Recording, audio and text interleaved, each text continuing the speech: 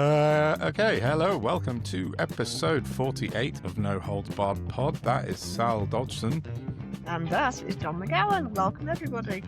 Hello, welcome back, and welcome newcomers, one and all. Episode 48, 2 to go to the half century. And we would have had another one last week, but apologies, I'd forgotten I was going away to Wales at the weekend. I literally didn't know until Friday morning. Well, I did know, but I didn't remember. So we didn't get a chance to do a second episode last week, but hopefully we will this week later on, because I think So the news heard you were going away, and they went, lads, let's just calm it down while Don's away. Nothing to see here. It's been really quiet. Nothing much has happened over the weekend. So we got a bit to talk about. I was saying to Sal before the recording, I haven't actually made any notes, but I've got a few bits of reform stuff that I've been writing about the last week or so I want to talk about. We're going to have a look at what's happened today, which is Monday the 9th. Escapades within the Labour Party. We may get some breaking news as we're recording, because Starmer's at the PLP right now, isn't he? So he's meeting them literally as we're recording. So it might be, I'll keep an eye on my phone's up there. I'm using it for video. Just going to reach for my televisual buttons. Yeah, it might be worth sticking Sky News or something on in the background just in case. Yeah, he's right there with the PLP right now as we speak. So that might bring something before the end of the recording. Sorry, go on. I know we were talking about it with some pals earlier, but I don't really fucking care, to be honest. For me, as a human person in my position, it makes no odds. They're all just a gang of bastards. But as a person with like an insight into politics, I just don't see how his position is sustainable. I know. I think what I said earlier in our little politics group, well, it's not that little, but our politics group, as you was just sort of talking about, I don't think he should resign just yet. I just think it's just then another 4 months of absolute chaos when they find someone else to take over. I think play it out to the May election, see what happens then. He's going to get us stuff in. We know that. But maybe then lead up to the summer, things calm down in global affairs, and there might be the time for it. But I think in terms of, the country, I don't think we could do with a leadership election just yet. But I mean, I'm not. Oh, look, notwithstanding, I'm no Starmer fan. There's nobody on the front bench that I would trust to look after a houseplant. Exactly. So, that's it. This is the problem we have. We all know they're going to get absolutely stuffed in May. So they just need to limp through to May with that knobhead in charge. And then hopefully by which time Rayner's business will have been sorted out, and at least there's a relatively safe pair of hands to pass to. Whatever unsticks the Overton window for me, to be honest. Because it's just mental. Yeah, it's very far right at the moment. And do you know what? I don't like the old "I told you so" business, because I find it quite facile, generally. But in matters of like national importance, if he'd have come in and one of his first orders of business had been Leveson 2, would he be here now? No, of course not. Would he balls? No. So, yeah. Sorting out press regulation and media. Yeah. It would have made all the difference in the world, wouldn't it? Completely. Could have. I mean, there's so many big decisions he could have made which wouldn't have really impacted his polling or anything like that, like Leveson too. And we could be in such a different position than we are today with Starmer, and the Labour Party having done some good in the first 18 months, rather than, bits, drip, feeding little bits of good things, but then flip-flopping on so many other big things, which he's done. So, I don't know. For all of them coming out giving it, Starmer's so wonderful, it's only 18 months, things take time. Do you know what doesn't take time? Giving massive tax handouts to billionaires and big corp. That seems to happen instantly. And, it just the click of a finger.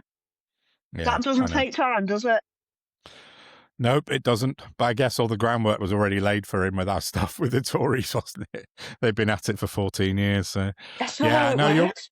No, you're right though. I know I'm being facetious, but yeah, you are right. We Obviously, have to disagree. yeah. I know. I'm not going into bat for Starmer Oh, in this episode, just in no, case no. anyone listening I'm just wants getting to it off sort my of. chest. No, yeah, absolutely, same. But like, I'm just putting in my little disclaimer before we go forward. But I can see the reasons why we shouldn't change him right now. Yeah, yeah, yeah. Yeah. Yeah, totally I think agree. he will.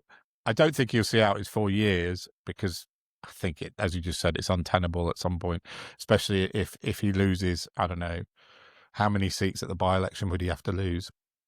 And I'm Not not. at the local election. Sorry, like 150 or something. Not by-elections, but local elections. But I think you have to like view this as a very, very poor team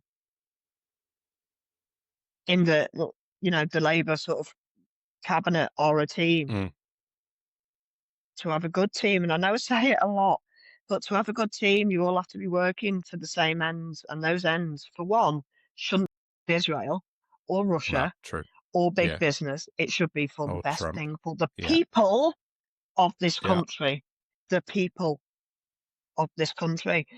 And if that's what you're working for and you're not the best person for the job, you recuse yourself and somebody better steps up. The problem Mm, we've got here is that their team has been so mismanaged by the worst people on the planet, literally the Red Dominic Cummings of this world, yeah. that they don't That's good. have any other players to field because they just No. have a team full of cans, absolute cans in boxing parlance, absolute wasters who shouldn't be.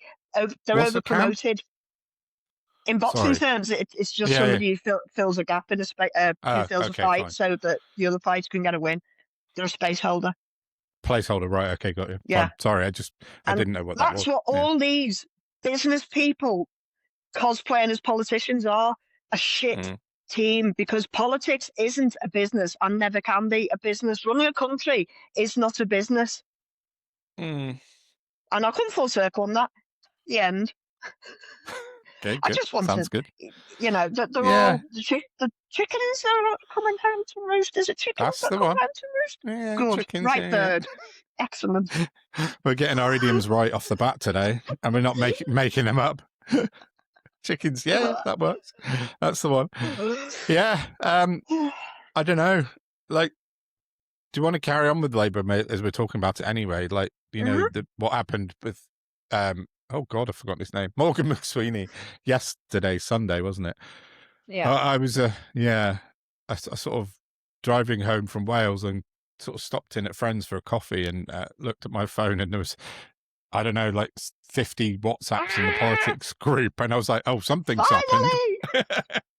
I was like, something big must have happened because there's like 50 notifications on the WhatsApp. But yeah, so yeah, McSweeney's gone.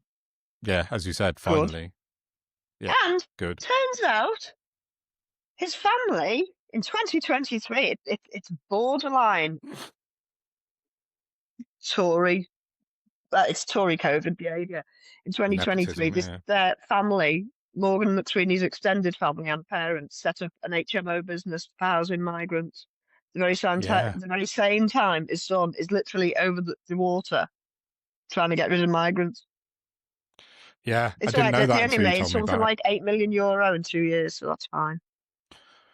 So, like literally having migrant hotels, is that? Yeah, I know, it's Yeah. very strange.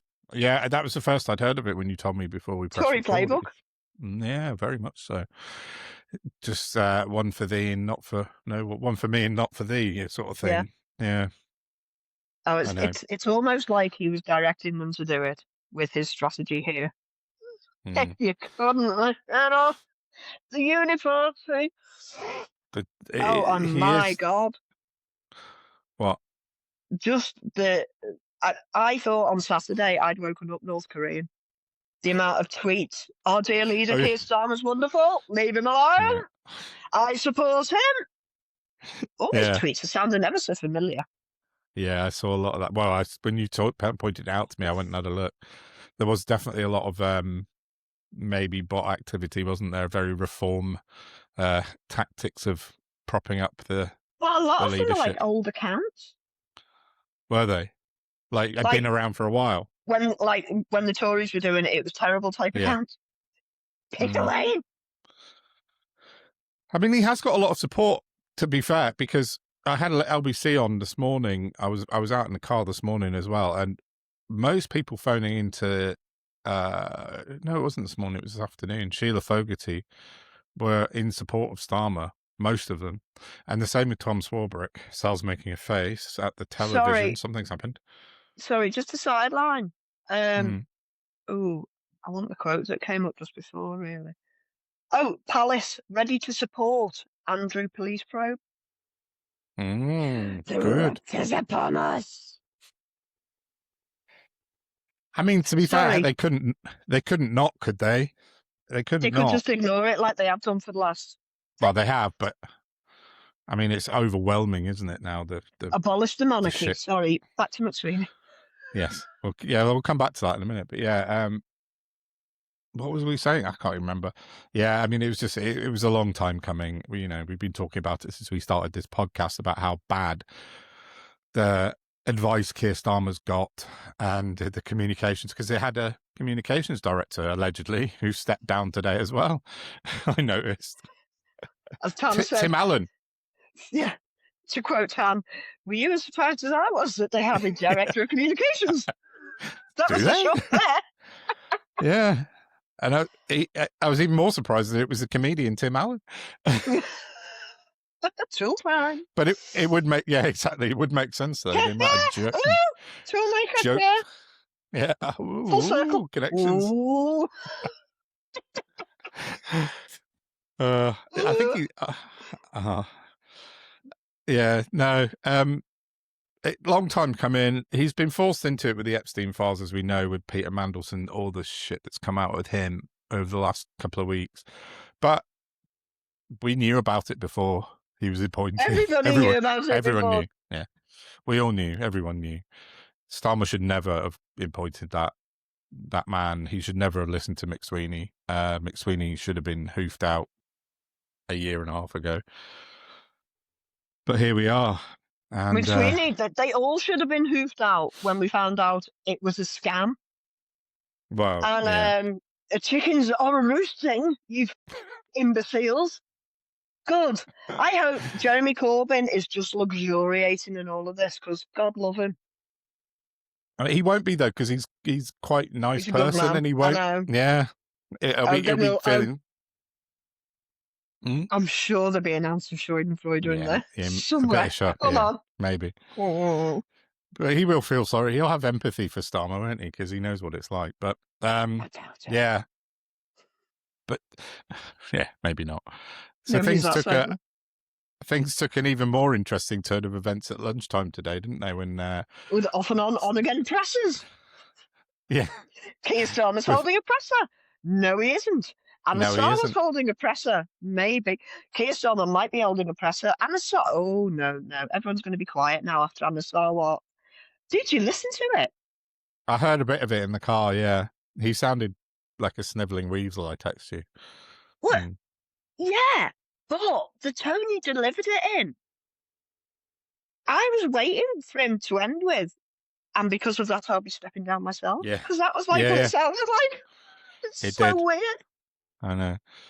It was a weird one. But he basically came out and said that he would like Keir Starmer to step down, and that he'd been wrestling with himself, and he for days now, apparently. And then one of the questions pointed out, rightly so, afterwards, he said, Mr. Sarwar, you've tweeted in such and such 2024 a picture of you with your arm around Peter Mandelson saying, oh, great to see my old pal again, who's now the US ambassador. And he asked the I don't know which journalist it was, which outlet, but he asked him about it. He went,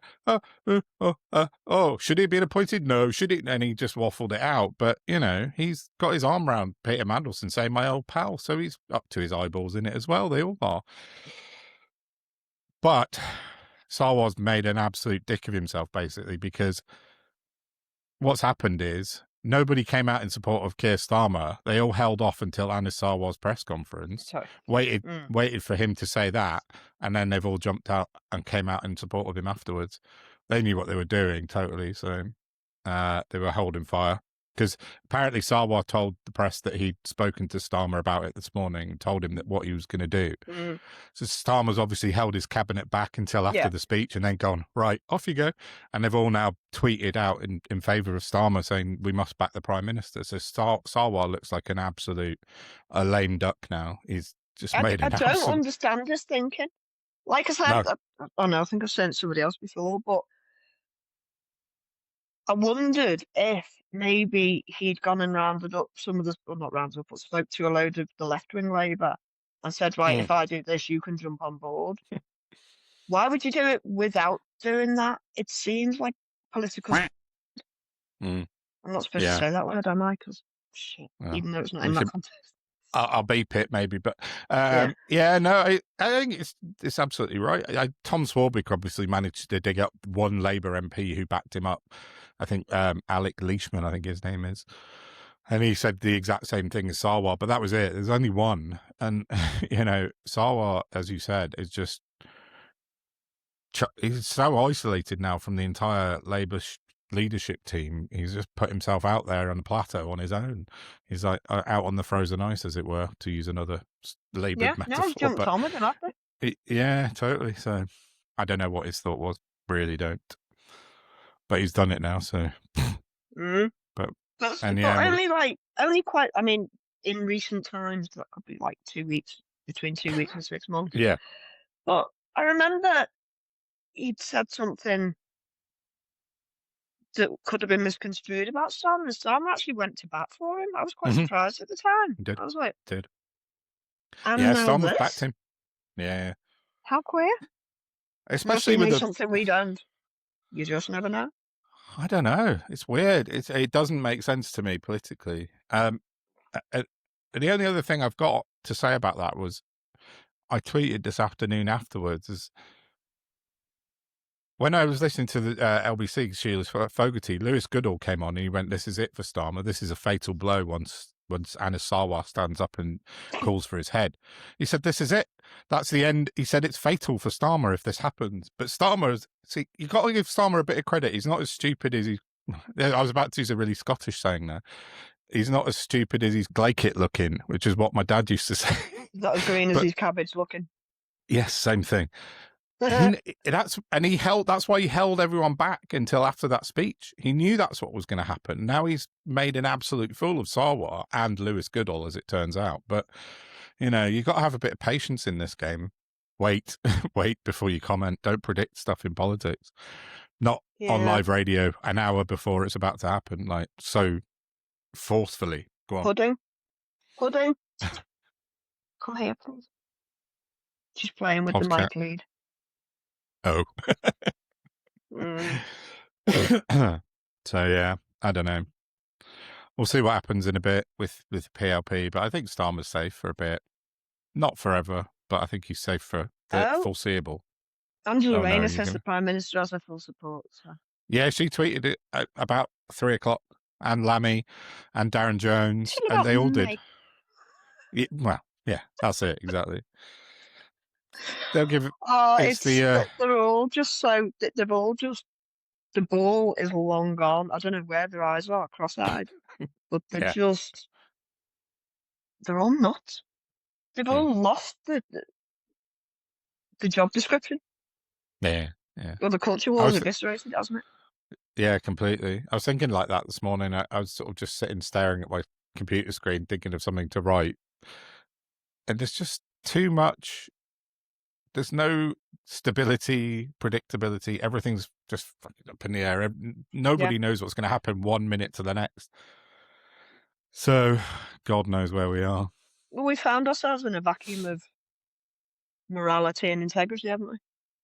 And this is that upshot, people. This is what happens when you behave like an absolute bellend and go against every tale of moral failure ever told. I know. Guess what happens? And it's just so disappointing that we were all so jubilant in 2024 July, thinking this is the end of this stuff, and here we are coming up to a year. We're a year and a half later now, and it's just the same. Nothing's changed. I mean, I mean, some of us partied and had a great time for one night, and then it was careful what you wish for. I'm sorry, I'm just gonna have to remove my cat before she destroys any more of my equipment. yeah, do that. Oh, no need. Go on. Oi! No. Just no. That's told her. Cool. Yeah. So, yeah, Labour Party, I don't know. Have you got anything else on them? Because I think we have, again, it's a wait and see job now with next few days, next Yeah, few I mean, weeks. But I don't know if I Gorton's, mentioned, but sorry, go on. no, I was just going to say I've been watching Sky today, and he must have upset Murdoch because everyone is just campaigning for him to go and saying what Lewis Goodall said Same on LBC. that I've Yeah. seen. It's all he's got to go, he's got to go, he's got to go. Well, what are we manifesting here? Yeah, I know. I put a tweet out this morning. Let me find it actually, because it's a kind of tongue-in-cheek tweet. Oh, sorry. But it's kind of a bit mad on Twitter. Let me find it. Because, yeah, I was sort of staring at my screen this morning thinking, I wake up in the morning, I think, oh, I'm going to tweet something profound and extremely exciting. Yeah, Some I just days wake it up in works. the morning and go.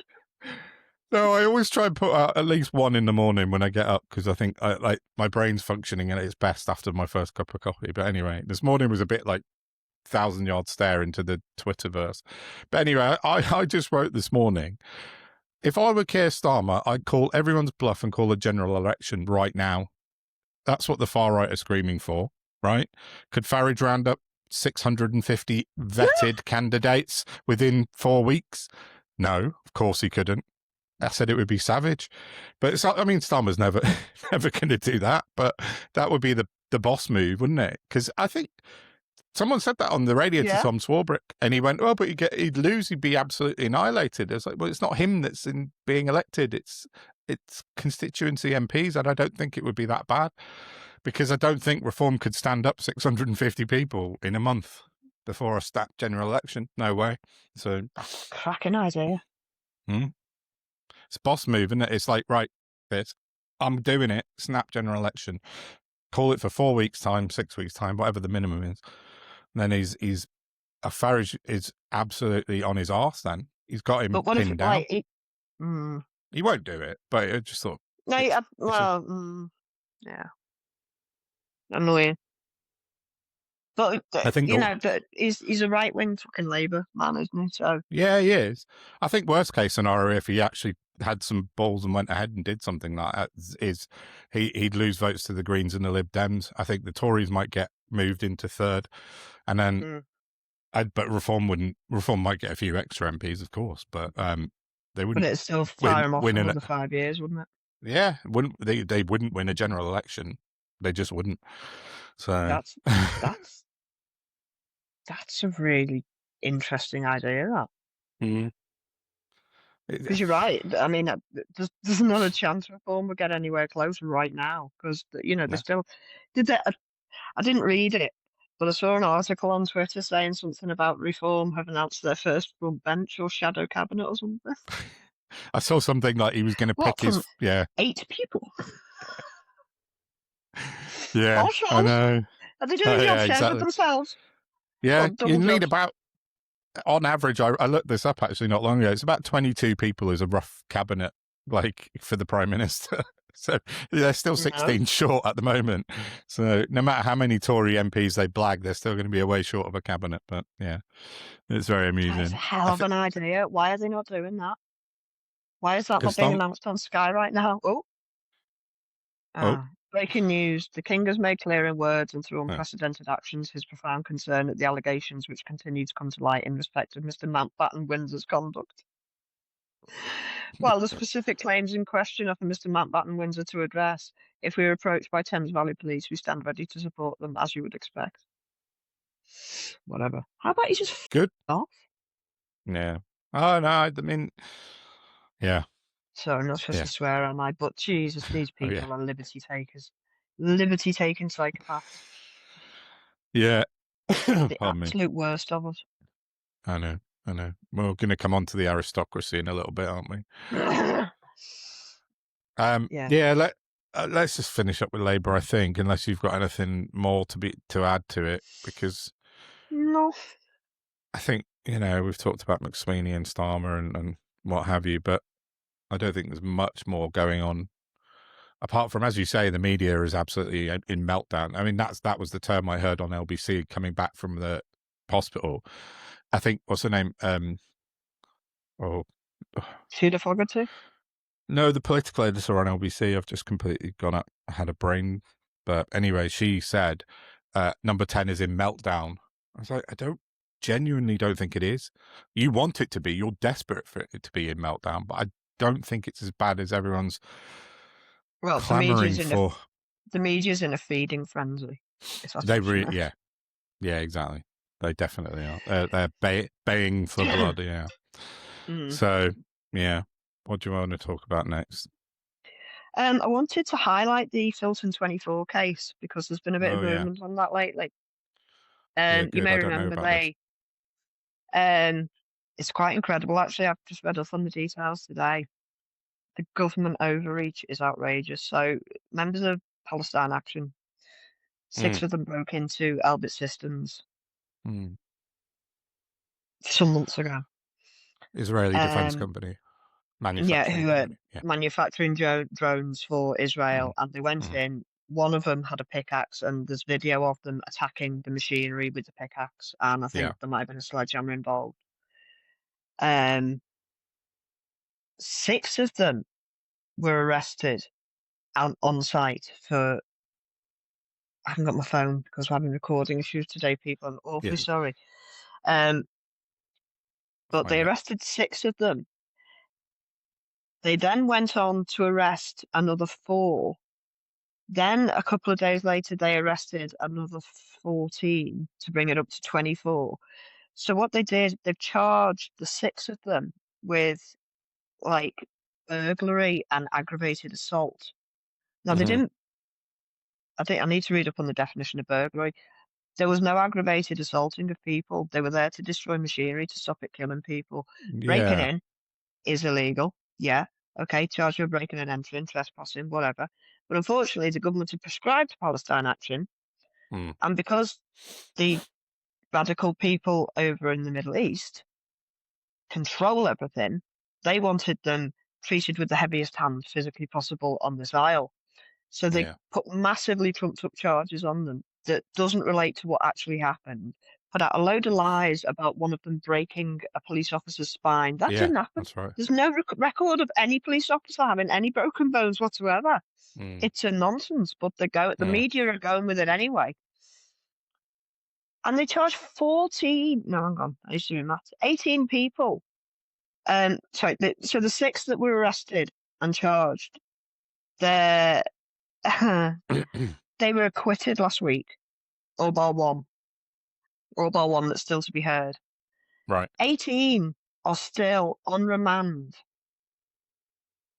charged with joint enterprise. Really? Now, if the people who committed the crime have been acquitted, there's no joint enterprise to be Well, had, yeah. so why are they still locked up? Yeah, they should be out. No, Worse that's than really bad. that, and annoyingly, I put it on my laptop might be dead. Worse than that, the CPS have decided to potentially retry the case. Yeah, so they're looking at a second trial. Yeah. So I went to Google, and please still be here, and please still work. And that's not what I looked up. So I'm just going to type it in again. That's Yeah.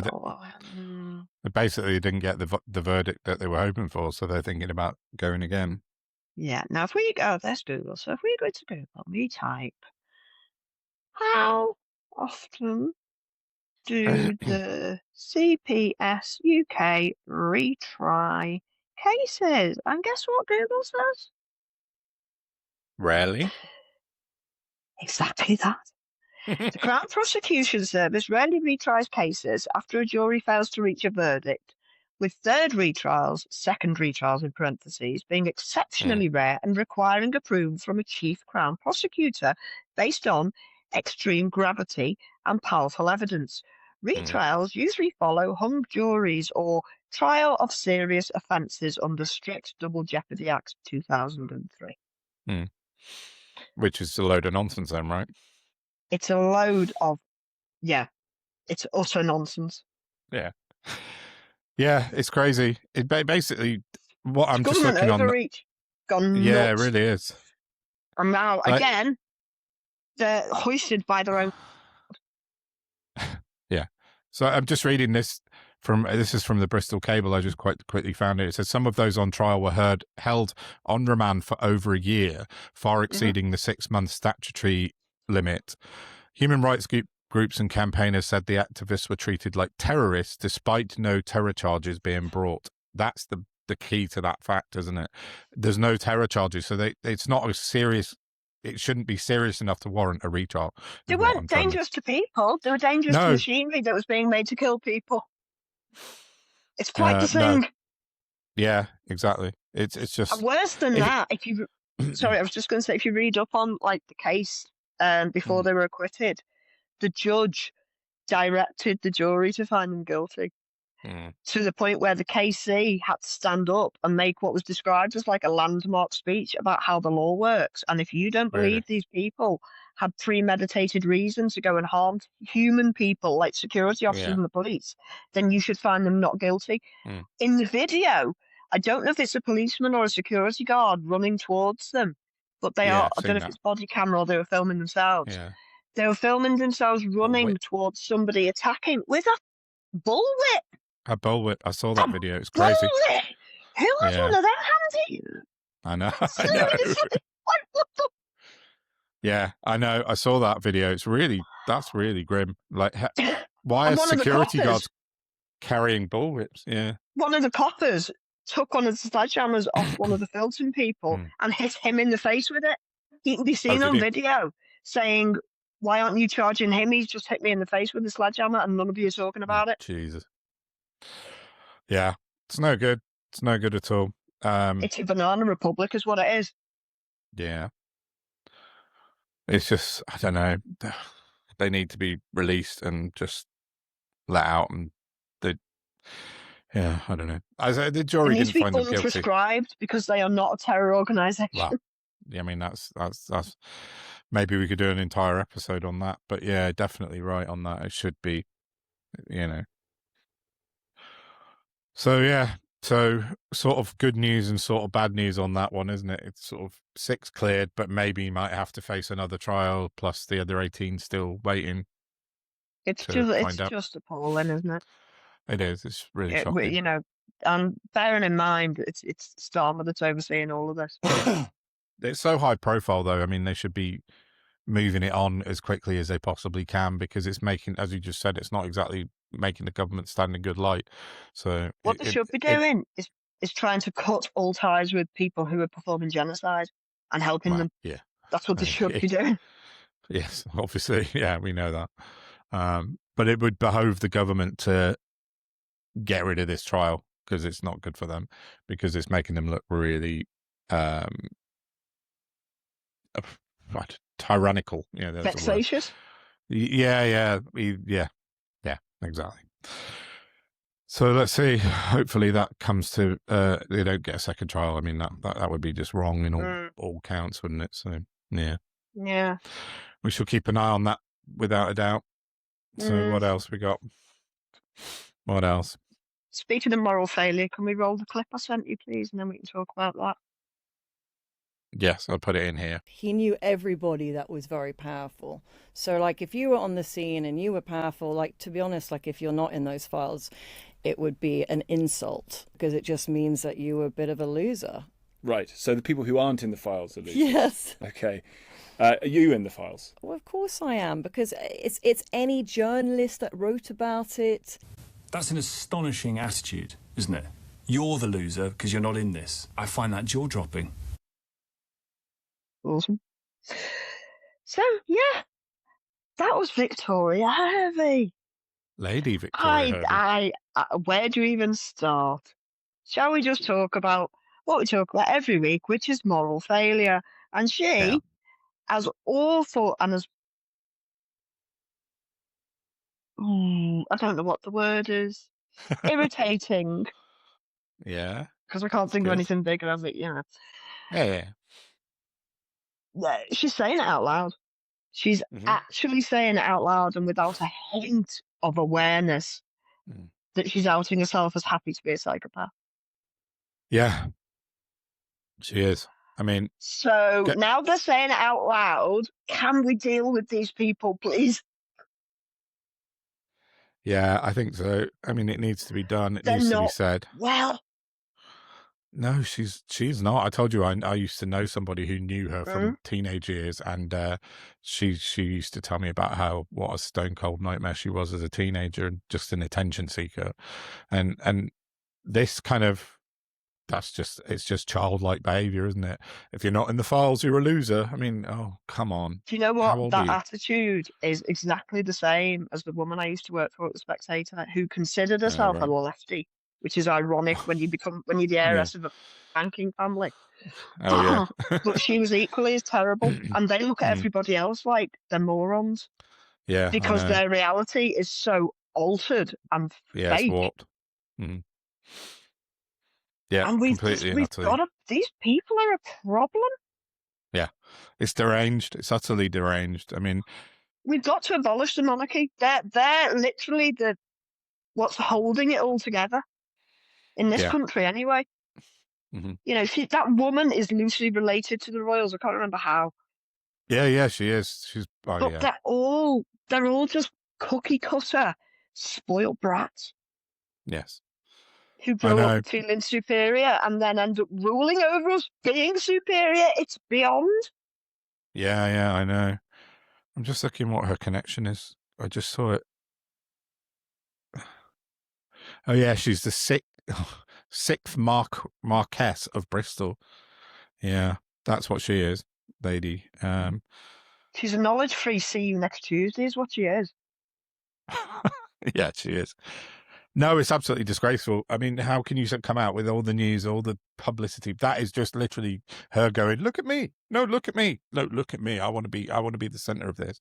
And obviously, Tom Swarbrick, who I despise with every fiber of my being, is the one who's there, who's going. But did you see the clip? In the clip, he's laughing along, ha ha ha, yeah, ha ha, and then he sort of puts on this faux kind of reaction to when he was away from her and back to his own show on his own. Right, then you either do it in person and be honest about your reaction, which or he you didn't. just don't. Yeah, which he just didn't.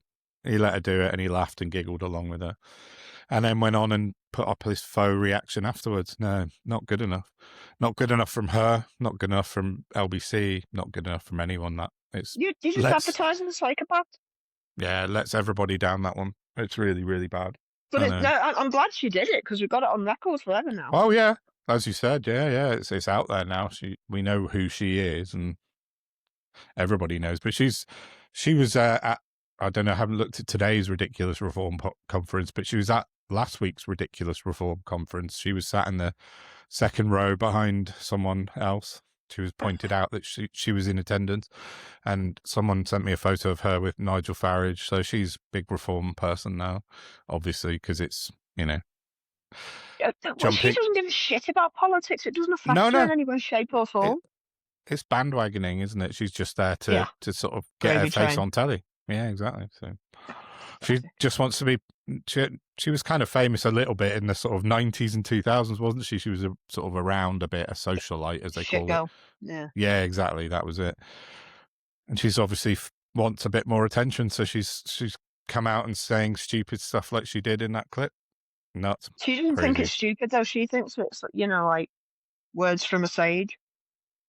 Yeah, maybe she does. They only lock it up and put them in a secure room, don't they? I know. Not good at all. Not good. So, yeah. I would be doing more on moral failings. Yeah. Until I stop. Talking of moral failings, should we talk about reform and their donors and Jeffrey Epstein? Yeah, let's talk about that. Because I wrote a nice long article last week about it. And yeah, it's gone down quite well as it happens, because I did some research into it, and primarily it's about Nick Candy, who I think until today is still the party treasurer of Reform UK. Just yeah. sorry, just a little addendum. Turns out party treasurers always go on to become a lord. Do they really? I didn't know that. Oh yeah.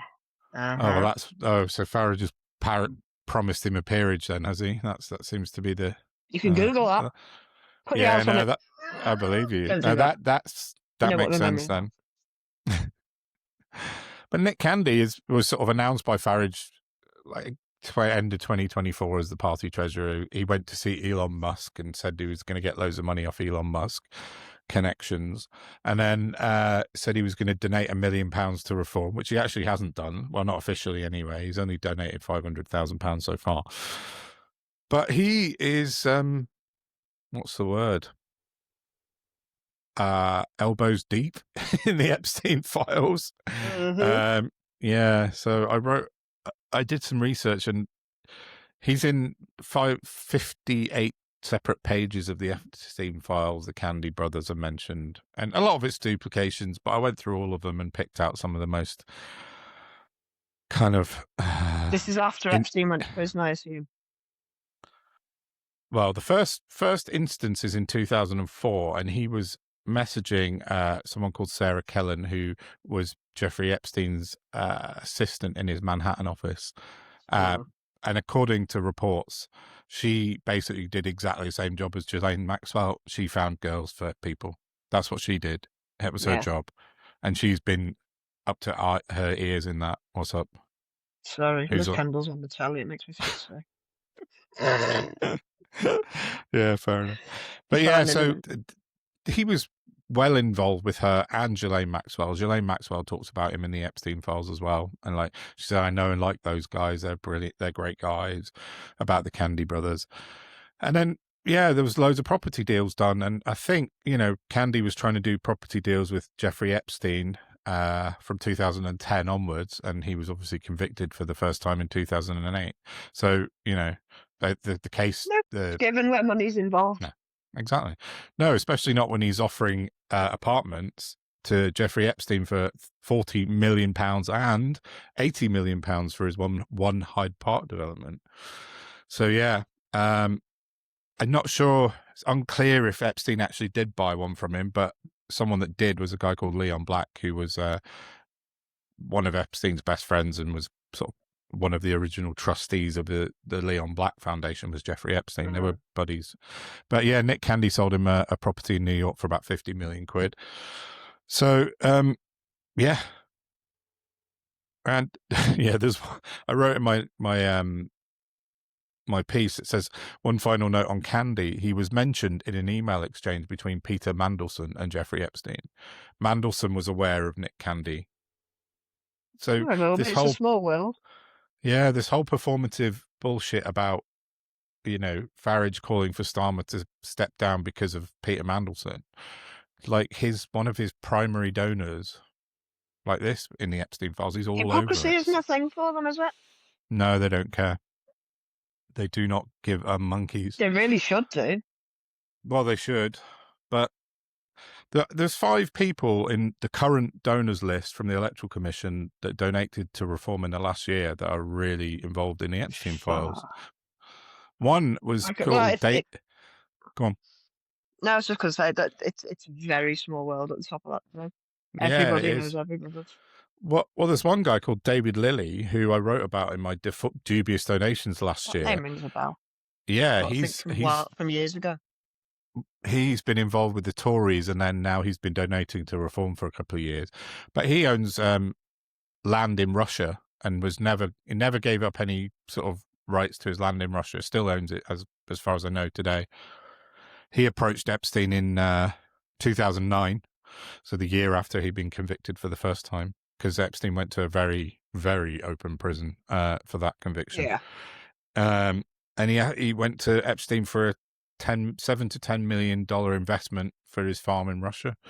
Unclear as to whether he got it or not, but he went for it, knowing that Epstein was a had been put in jail for It's not child. just money laundering, isn't it? It must be. Well, this guy, David Lilly, who owns farmland in Russia, in the proposal that he sent to Jeffrey Epstein, I found this in the files, it lists the shareholders of this farm in Russia, which is called the Andropovsk Farms. Anyway, it says the shareholders, 44.71% of the shares of that land are held by the Russian administration. So he's tied into sort of farmland with Russia, still is to this day. There's a couple of others, but the other one, and this is something that one finance guy who we talk about a lot, who's amazing, and he's been on this one since the beginning, is a woman called Becky Fatemi. And Becky Fatemi was, at one point, she has been, at 17 years old, she was a personal assistant to Diddy, which is alarms at 17 as well. But she then moved on and she became this sort of social PA, and she was a PA to Naomi Campbell. And through Naomi Campbell, she got to meet Epstein, and they all sort of linked up through the fashion parties and stuff like that. So she's mentioned in the files, I can't remember, 42 times. But the really interesting thing with Becky Fatemi, apart from being knowing Epstein from back in the day from the sort of social scene, she moved into property, and she started a company called Rockstone, selling kind of elite property level stuff, and then became a bit more involved with Epstein. I don't think she ever sold anything, but they knew each other. And then there's an ongoing case this is as of today, started, sorry, I'm just trying to see it, 27th of June last year. A man called Michael Brown is suing someone called Nick Candy about a property deal that went bad.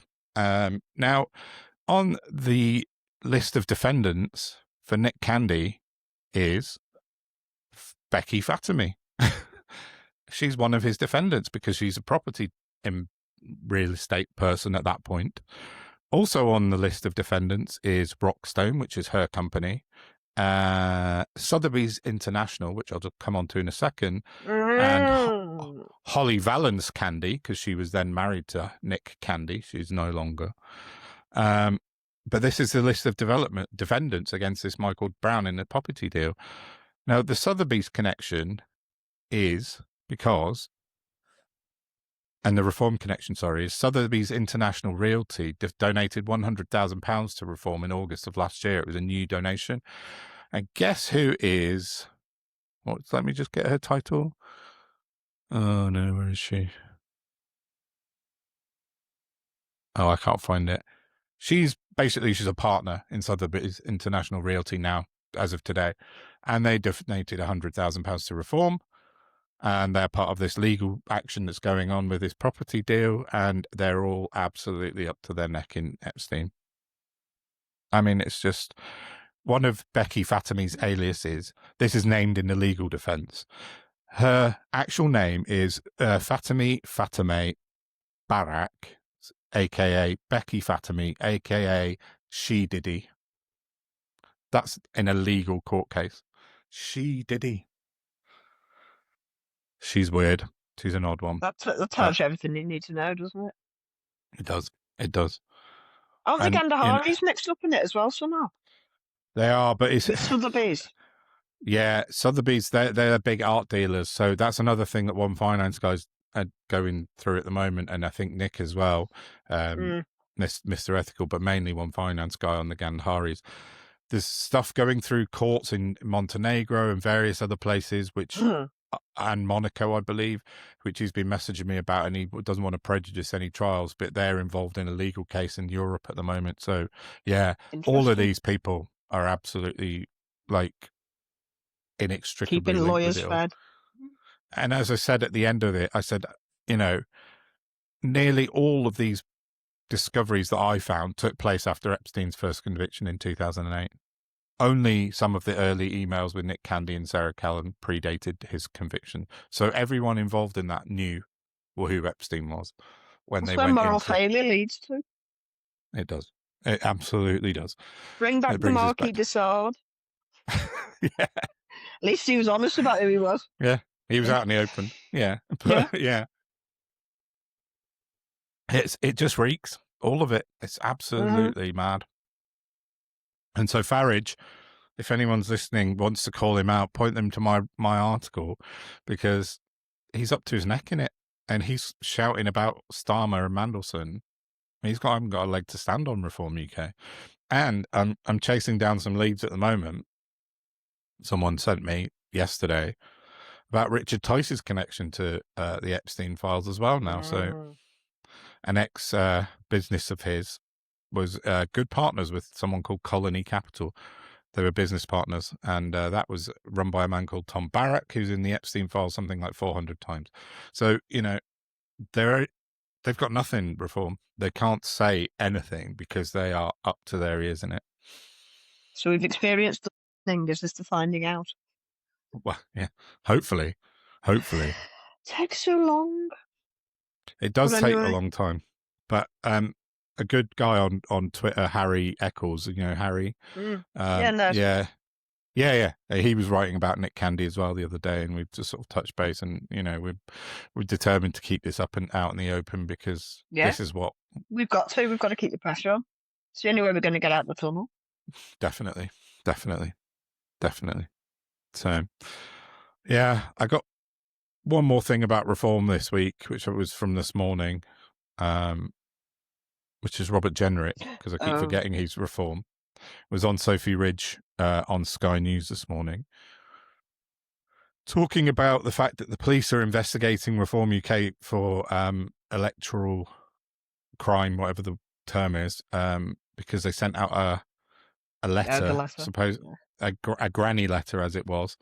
That's what they call it, apparently. Matthew Collins from Hope Not Hate posted that the other day. And they forgot to put the imprint on it, and the imprint is where it says produced and manufactured by Reform UK or courtesy of Reform. Yes, exactly.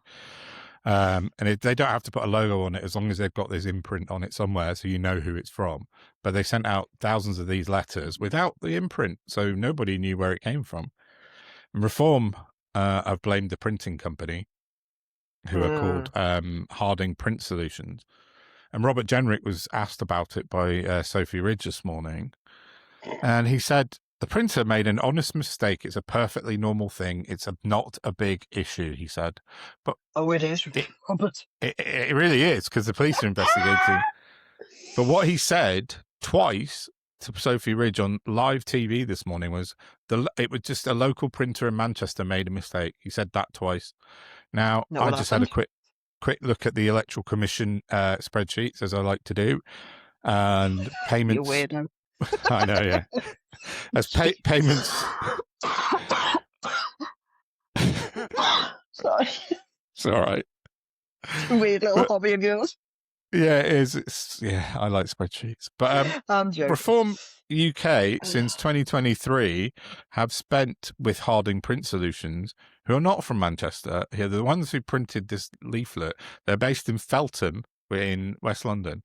They've spent £1,443,419.19 since 2023 with this. That's a lot of leaflets. Not in Manchester, yeah, exactly. Mainly, if you look on the spreadsheet, it tells you what they're for. And it says unsolicited material to electors, all of it bar one, which is advertising. But at one point, they paid £462,000 for leaflets. Another one, they paid £172,000 for leaflets. And this company, who is definitely not in Manchester, that Robert Jenrick lied about, it's not a local printer. They've been at it. And another good account on Twitter, Political Satirical, pointed out over the weekend, they wrote a really good article about this has happened twice. They did it in the Wirral, and they did it and they did it in Caerphilly as well. Oh, was it Caerphilly? Yeah, in the Caerphilly. So this is the third go they've had at this electoral fraud, and that's what it is. It's electoral fraud. You know what they could say? 3 strikes and you're out. So should be. Up, lads. Yeah, I know. So yeah, what is likely to be like their punishment though? Well, who did I see? I can't remember who I saw yesterday. Wrote on Twitter, someone credible though, said that even if they win the by-election in a couple of weeks at 26, potentially it could go to court and be overturned if they've committed electoral fraud, which it looks like they might well have done. No, So. but that surely it should be investigated regardless of what happens with Goodwin. Well, it should do. It should. And it is being. The police are looking into it at the moment, although I've had a little tip off from someone this afternoon saying that it looks like maybe the police are going to drop it. Don't know how true that is yet, but it's come from a fairly reasonably well-connected source at Left Turn Media, so they're on the ball about this. So we're ignoring potential electoral, well, guaranteed electoral fraud because we can all see it out in the open. They've done it. And we're retrying people who battered a bit of machinery and caused vandalism. Yeah, I know. Moral failures! Moral failings! Well, that's the episode title this week, definitely. Moral failing, yeah. This whole country's you're moral right. failure. You're right. And, I wrote a thing about their... I just want to say one more thing. Sorry, Matthew Collins, who was a member of the BNP. We talked about him, I think, when we were in Clacton. I'd love to get him as a guest. He was played by Stephen Graham in the Netflix documentary about him when he turned and sort of was an undercover operative within the BNP, in the National Front. Ah, right, okay. And now works for Hope Not Hate. You meant from Hope Not Hate? Yeah. He works for Hope Not Hate, Matthew. So, yeah. He put a post out the other day saying that straight from the horse's mouth, the granny letter is an old BNP tactic, and he put a screenshot of Eddie Butler, who was at the end. Yes, the BNP. Not Welsh Eddie Butler. Not the rugby Eddie Butler, no, the BNP Eddie Butler. And he said he was at this. Eddie Butler had said, "This is not. We used to do this," but even back in the day, he knew in the BNP of all people that you had to put the small prints on it. Put the imprint on. And he said that one time Eddie Butler said that they got some leaflets back without the imprint, and then they had to get stickers printed, and they put stickers on the bottom, so that even the BNP knew. So how to do it right. Reform doing enough to go and get more stickers printed. I know. They're worse than the old BNP. This is where we are now. Reform are at it for the third time, and they're not even as electorally competent as the BNP were. Yeah. Bring back Nick Griffin. I'm joking. Absolutely don't. No, let's not have Nick Griffin. But yeah, it's crazy. It's absolutely mad. But this is the thing, and that Reform, they know what they're doing, right? This isn't a mistake from them.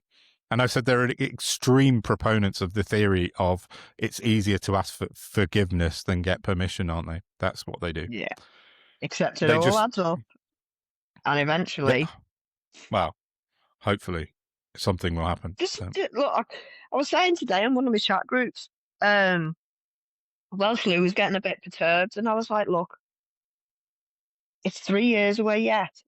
And reform are so heavily weighted on what happens in America. The minute Trump gets got rid of for being an absolute lunatic, reform are dead in the water. Yeah, I agree. Everything they do hangs on America. They are literally an American project. They might as well be. Yeah, of course. They're a Bannon project, aren't they? Yeah, without a doubt. They are. And we've seen from the Epstein release that every other hard right group they've gone after have missold themselves to Bannon. But you got Tel Aviv Steve and Farage to missell themselves to him as something they're not, which is clearly what happens in Germany and Holland and everywhere else. He's got the Fourth Reich, I was going to say. It's not what I meant. He's got the fascists in, and they've all gone, we're sound. We'll link in with you, and it'll all be fine. And it isn't. He's just lost one domino after the next. And Farage is he's no different. He's missold himself as something he isn't, capable of something he can't do. And Bannon's gone, that sounds good to me. You're right. You and me, we're the same. Yeah. You're fraudsters, and you've missold yourselves to each other. Behold. I know, it's what I know. Yeah, it's so right. And the only far right leader really that's credible in inverted commas is Giorgia Meloni in Italy, who's got into power, and she's distanced herself from all that stuff. She's not even going to touch Bannon. Oh, you've got something to say? Go on. I saw today that she has joined the We're Bored of Peace gang. Okay. Sorry. I mean, Oh no, I mean I wasn't bigging her up because she's a right-wing nutcase, but Yeah. I was thinking like she had kind of kept herself distanced from the Bannon brigade, but I mean, if she's paid the $1 billion to Trump, has she? Oh, I mean, who knows? It's all over my arse, isn't it? Yeah, yeah, true. It's just a gangsters club. You're either in or you're out. Come in the tent, or Yeah. we're going to threaten you. I bet you'll just It is. off and go to prison. Sorry, doing it again, but it's Yes, please. exhausting. No, I know. It is. It is. He's been quiet though, hasn't he, Trump, the last couple of weeks, unsurprisingly, since that second shooting. Well, for him, he hasn't pirated a boat or invaded a country or threatened to take over another island, has he? Did you hear about the Super Bowl? No. Well, I've heard some of it. Oh shit! I just thought of something else that Trump did do. He hasn't been quiet. Go on, tell me what about the Super Bowl. No, just at the halftime, because the Bad Bunny was brought in to do the halftime bit, yeah. and obviously he's like Hispanic, so he's very anti-ICE and all the rest of it. And loads of advertisers were paid to put anti-ICE adverts up. So he decided he didn't want to go and get booed. So they did a special party at Mar-a-Lago and had a concert. A halftime concert headed by Kid Rock, right? Kid Rock, yeah. They couldn't stream because all their tech up. And then apparently he was lip syncing out of time. Yeah, he was. I saw the video. Yeah. They're mad. mad people. Kid Rock's the only sort of musical artist that anyone's ever heard of that goes near Trump nowadays, isn't he? Kid Rock has got lyrics that encourage paedophilia in his songs. That doesn't surprise me at all. He's a horror show. God, I lost my breath there. Yeah. So it goes along something along the lines of statutory age that I call it mandatory or something.